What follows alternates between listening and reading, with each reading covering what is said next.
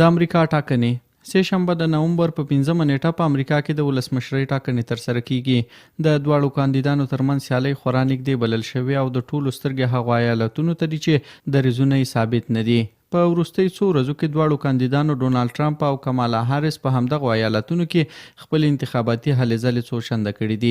که څه هم امریکایانو ته په ټاکنو کې د متحده ایالاتونو داخلي مسایل ډیر مهم بلل کیږي، خو دا وار انتخابات په نړیواله کچه د څو لویو کړکېچونو په اوج کې ترسره کیږي چې تر ټولو مهم یې په اوکراین کې دوامداره جګړه، د منځني ختیځ کړکېچ په څو لورو یو کې د اسراییلو نښتې او ایران سره د کړکېچ زیاتېدل دي. په دې سربیره د افغانستان مسله هم څو واره په ټاکنیزو کمپاینونو کې یاده شوې ده.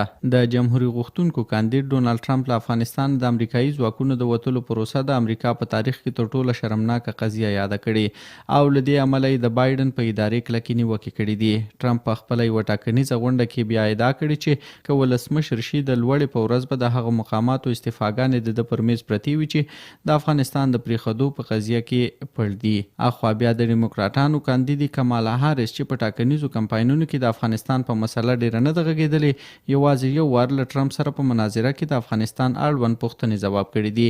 هغې له افغانستانه د وتلو په اړه د بایدن د پریکړې ننګه کړې او ویلي دي چې امریکا له افغانستانه په وتلو کې د ورځې $300 میلیونه چې یوې بې پایلې جګړې کې لګول نور نه مصرفوي.